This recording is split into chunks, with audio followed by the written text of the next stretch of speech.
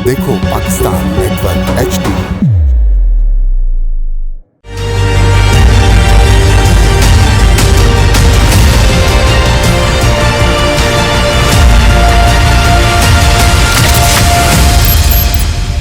बिस्मिल्लाहिर्रहमानिर्रहीम।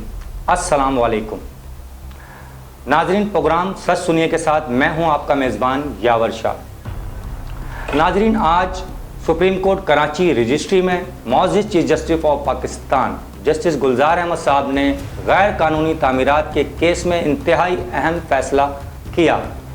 नस्ला टावर जो कि शार फैसल और शार कायदीन से फैसल से जब आप जाएंगे तो शार कायदीन की तरफ मुड़ते हुए कॉर्नर पर एक कसीरुल मंजिला आपको इमारत नज़र आएगी, बहुत खूबसूरत बनी हुई है।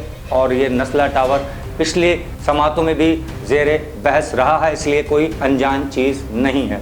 ये नस्ला टावर की जो इमारत है इसको मुकम्मल तौर पर गैर कानूनी करार दे दिया गया है। आज ये अहम फैसला है और इसको गिराने का भी हुक्म दे दिया है मौजूद chief justice of Pakistan justice Gulzar Ahmed साहब ने।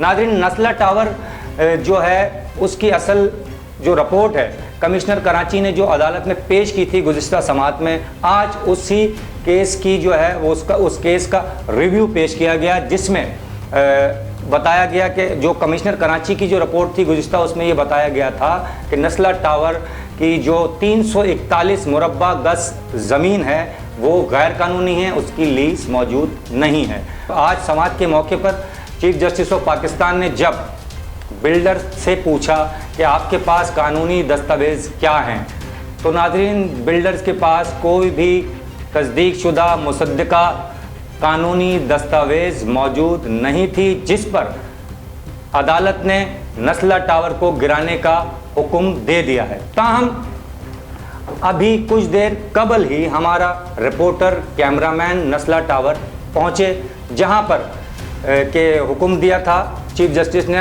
जिस टावर को गिराने के लिए नस्ला टावर पे कोई हुकूमती मशीनरी अभी तक वहाँ नहीं पहुँची है, कोई सरकारी महकमे का अफसर वहाँ नहीं पहुँचा जायज़ा लेने के लिए। दबके ज़राए के मुताबिक जो इंसदाद तजावुज़ात के जो डायरेक्टर हैं उनके मुताबिक अभी तक उनको कोई सरकारी नोटिफिकेशन नहीं मौसूल हुआ इस नस्ला टावर को गिराने के लिए। नाज़रीन, आपको याद होगा गुज़िश्ता समात में यानी एक रोज़ कबल जो समात हुई थी कराची रजिस्ट्री में, उसमें भी एक फ़ैसला अहम किया था। चीफ जस्टिस साहब ने हुक्म जारी किया था राशिद मनाज रोड पर कायम अलादीन पार्क से मुतसल जो शॉपिंग सेंटर और दुकानें वहाँ पर थी उनको मिसमार करने का।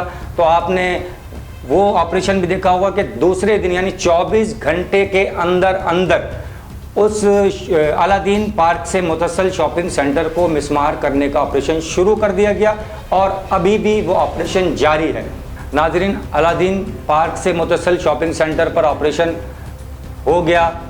इसी तरह अब देखना यह है कि नस्ला टावर के लिए भी चीफ जस्टिस साहब ने स्ट्रिक्टली ऑर्डर्स जारी किए हैं और कमिश्नर कराची को ये हुक्म दिया है कि इसके ज़िम्मेदार आप हैं। नस्ला टावर हर हाल में मिसमार करना कमिश्नर कराची की जिम्मेदारी है, ये सुप्रीम कोर्ट का हुक्म है। अब देखना यह है कि नस्ला टावर कब मिसमार होता है, क्योंकि अभी तक वहाँ कोई मशीनरी कोई सरकारी अमला नहीं पहुंचा है उसका जायज़ा लेने के लिए उसको किस तरह मिसमार किया जाएगा। कोई एक्टिविटी वहाँ ऑपरेशन की नज़र नहीं आ रही इस वक्त तक। अब देखना यह है कि कहीं नस्ला टावर भी किडनी हिल पार्क की तरह टाइम बार्ड ना हो, क्योंकि नाजरीन वहाँ किडनी हिल पार्क में भी टाइम बार्ड करने की कोशिश की गई है महकमों की तरफ से, किसी तरीके से टाइम आगे बढ़ जाए और ये ऑपरेशन रुक जाए या कैंसिल हो जाए। लेकिन क्योंकि अब अहकामात वाज़े तौर पर जारी हो चुके हैं।